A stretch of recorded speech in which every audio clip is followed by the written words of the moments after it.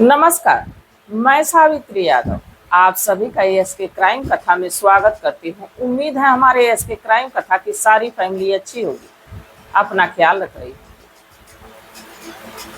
आज मैं जिस कहानी को लेकर आप लोगों के बीच हाजिर हूँ, बड़ी दर्द भरी। अगर जो किस्मत की बात की जाए और ऊपर वाले की बात की जाए तो कभी कभी ऊपर वाले से भी सवाल लोग करने लगते हैं। भले ऊपर वाले जवाब नहीं दे पाते, बाकी सवाल तो उनसे होता है। कभी कभी किसी की किस्मत इतनी खराब रहती है कि दुखों में जन्म तो होता है, पर दुखों के साथ उसका अंत भी हो जाता है। मैं ऐसा क्यों कह रही हूं? दरअसल अपनी भी किस्मत कुछ अच्छी नहीं, कुछ खास अच्छी चली नहीं।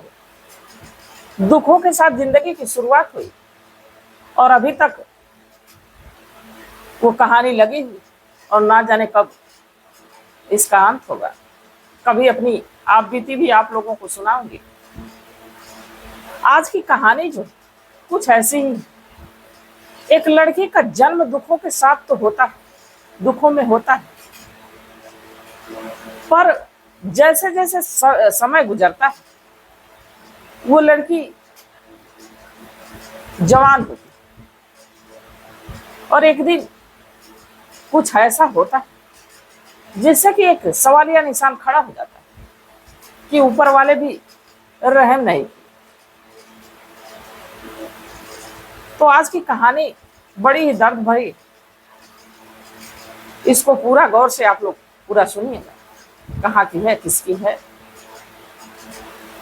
तो इस कहानी की शुरुआत करो उससे पहले जितने भी हमारे साथी, जितने भी हमारे दोस्त मित्र, सबसे रोज की तरह यही गुजारिश है कि अगर जो आप लोग चैनल पे नए हैं तो चैनल को सब्सक्राइब कर दीजिए और वीडियो अगर जो पसंद आती है तो लाइक करना मत भूलिए, क्योंकि आपका एक लाइक हमारा हौसला बढ़ाता है और हमारी यही कोशिश रहती है कि हम हर रोज आप लोगों तक एक नई कहानी लेके आए। तो चलिए ज्यादा बात ना करते हुए आज की कहानी की शुरुआत करते हैं। दरअसल मैं बात कर रही हूँ उत्तर प्रदेश का एक जिला लगता है मेरठ। इसी मेरठ की रहने वाली एक लड़की जिसकी उम्र लगभग 5 साल, नाम सपना। इसकी एक बड़ी बहन भी होती। माता पिता दोनों लड़कियों को ये ना समझ के पालते कि ये दोनों लड़कियां हैं, बल्कि ये समझ के पालते कि दोनों हमारी आंखों का तारा है, जिंदगी का सहारा है। और दोनों बहनों में भी बड़ा प्यार है। ये लड़की जैसे ही 6 साल की होती, जिसका नाम सपना होता, इसकी जिंदगी में बड़ा ही संकट भरा पल आता है, बड़ा ही दुख वाला पल आता है। इसकी माँ इस दुनिया को छोड़ के चली जाती। कहते हैं कि अगर जो पिता नहीं, अगर जो माँ है, तो बच्चों की परवरिश करने के लिए वो कुछ भी कर सकती है। बाकी यहाँ तो माँ का ही साया उड़ जाता है। जैसे माँ इस दुनिया को छोड़ के चली जाती, दोनों लड़कियां अकेली, सारी जिम्मेदारी पिता पे। अब माँ और बाप दोनों पिता को बनना पड़ता। अब धीरे धीरे वक्त गुजरने लगता है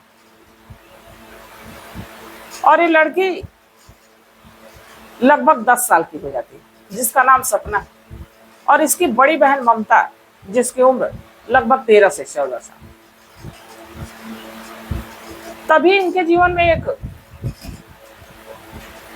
और दुख आता है, और ये इस बार ऐसा दुख होता है कि अब इनके जीवन में इन दोनों लड़कियों के सिवाय कोई नहीं रह जाता। पिता भी इस दुनिया को छोड़ के चला जाता है। अब जो ममता है 13 से 14 साल की, और जो सपना उम्र 10 साल की, दुखों का पहाड़ टूट पड़ता है। अब कुछ रिलेशन के लोग आते हैं, ममता से कहते हैं कि मेरे घर चलो, कोई कहता है मेरे घर चलो। बाकी ममता एक कठोर फैसला लेती, सोचती है कि जब ऊपर वाले ने कहर ढाई दिया, दुख हमारे जीवन में लिख दिया, पहले तो माँ गई फिर पिता गए, तो किसी और के घर जाके वो दुख खत्म होने वाला नहीं, तो क्यों ना हम ये दुख, ये संकट अपने घर में ही रह के सहें। लड़कियां मना कर देती हैं किसी और के घर जाने से, अपने ही घर रहने का फैसला करती हैं, वो कहीं जाती नहीं, अपने घर में रहती। यह ममता बड़ी समझदारी से काम लेती और अपने कई नात रिश्तेदारों से बात करती कि वो शादी करना चाहती। वो शादी इसलिए करना चाहती थी कि उसकी जो छोटी बहन थी उसकी जिम्मेदारी अब उसके कंधे पे आ गई, और ममता की ये सोच थी कि जो परिवार उसे मिलेगा शायद उसके साथ साथ उसकी बहन की परवरिश भी करेगा, और जो उसका पति होगा उसका खास ख्याल रखेगा तो उसकी बहन का भी रखेगा। अब धीरे धीरे वक्त गुजरता है और ममता की शादी हो जाती है। ममता की जब शादी हो जाती है तो परिवार ज्यादा अमीर तो नहीं होता, पर ठीक ठाक होता है, दोनों बहनों की जिम्मेदारी लेता है। वक्त गुजरने लगता है और इधर वक्त का पहिया बड़ी तेजी से चलता है। कहते हैं कि वक्त चाहे अमीर हो या गरीब हो, कोई दुख में हो या कोई सुख में हो, किसी के लिए ना ही ठहरता है, ना ही रुकता है, और ना ही कभी तो रुकेगा। अब इधर जो सपना है वो भी धीरे धीरे जवानी के दहलीज पे कदम रखता है। अब ममता सोचती कि सपना का भी एक अच्छा लड़का देख के शादी कर दिया जाए। ममता के घर वाले भी अब लड़के की तलाश में लग जाते हैं, और लड़के की तलाश में 2024 से लगते हैं 2025 आ जाता है। तभी एक लड़का किसी बिचौलिया के जरिए पता चलता है जिसका नाम रविशंकर जाटव है।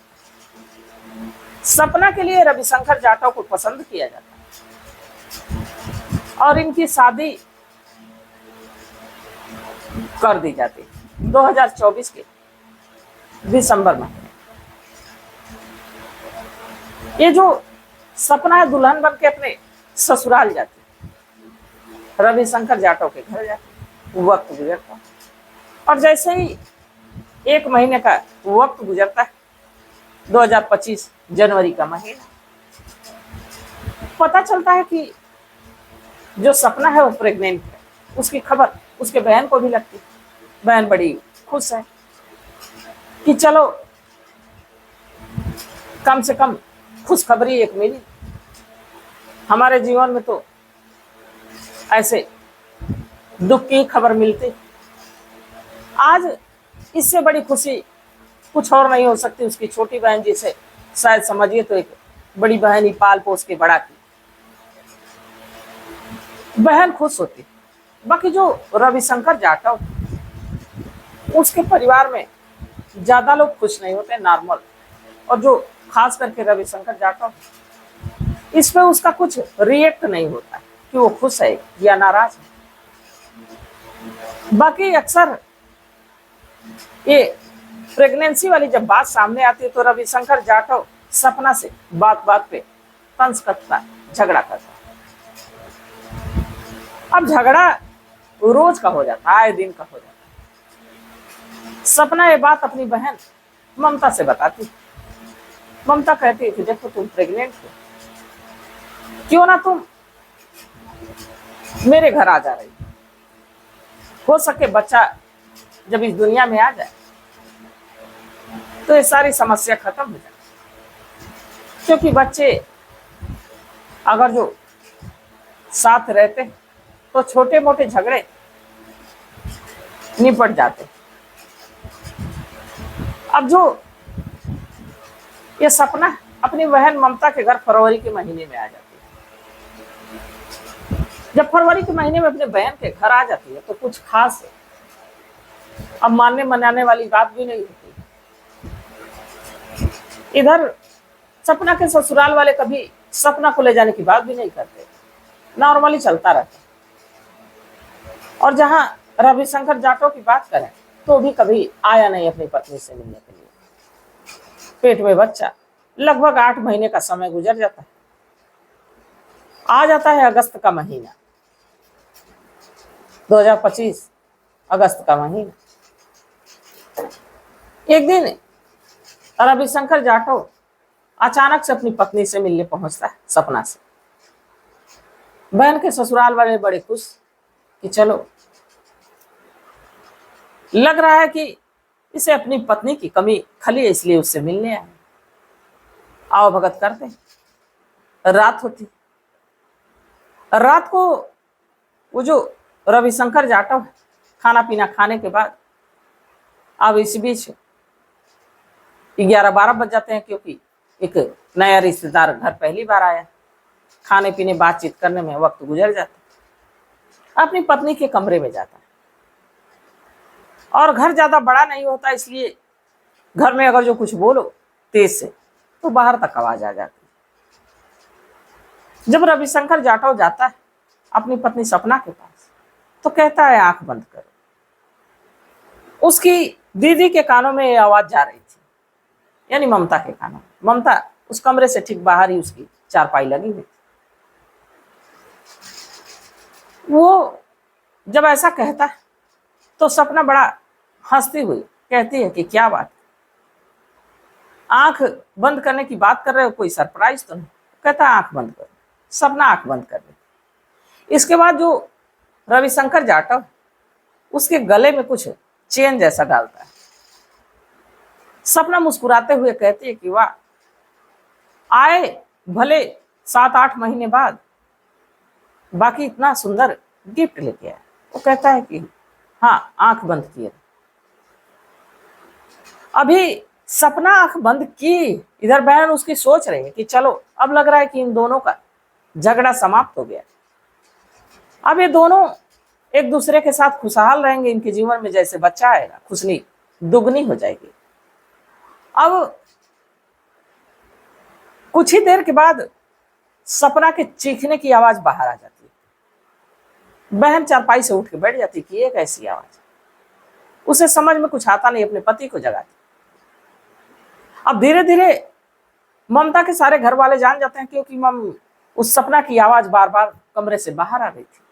और पहले तो तेज आवाज थी, बाकी अब बड़ी धीमी आवाज आ रही थी, खटपट की आवाज आ रही थी। दरवाजा ये लोग खुलवाते हैं, बाकी अंदर से भीतर से दरवाजा बंद था, खुलता नहीं। रविशंकर जाटव या ममता कोई खोलता नहीं।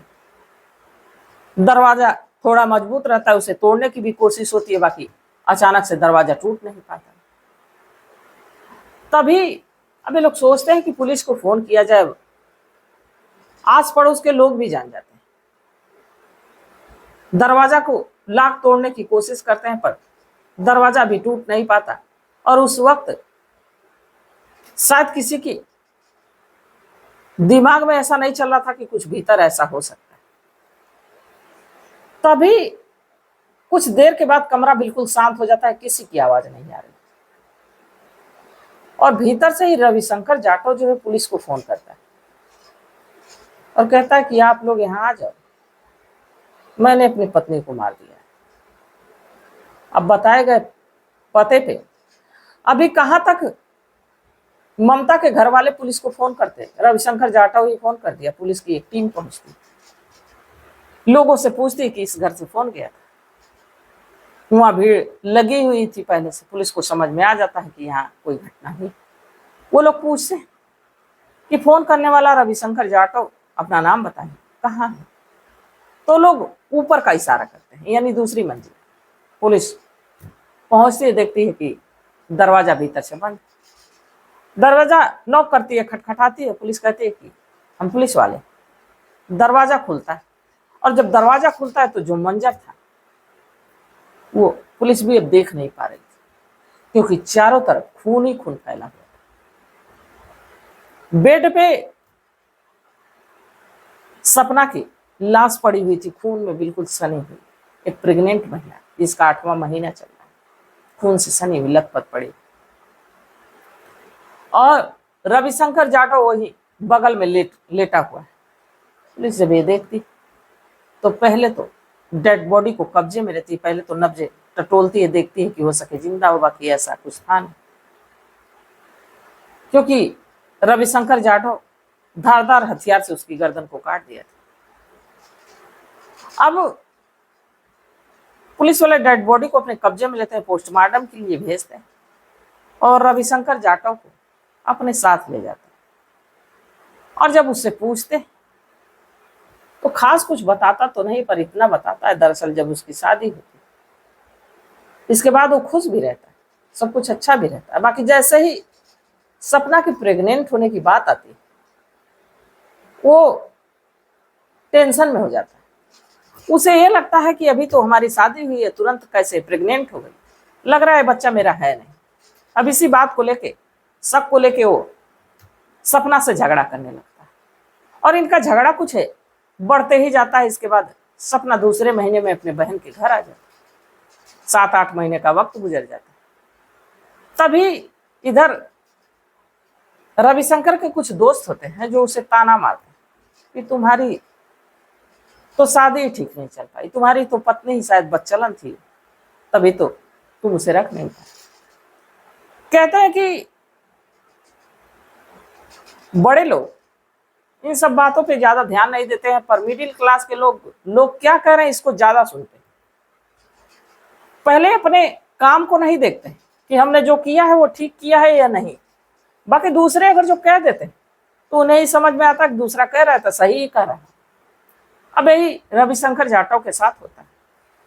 वो एक दिन पहुंचता है अपनी पत्नी के पास और इन्हीं सब बातों को लेकर सोचता है कि क्यों ना इसको खत्म ही कर दे। दरवाजा बंद करता है और धारदार हथियार से अपनी पत्नी की गला रेत की हत्या कर देता है। जब ये बात पुलिस वालों को बताता है तो फिलहाल में तो जेल के सलाखों के पीछे।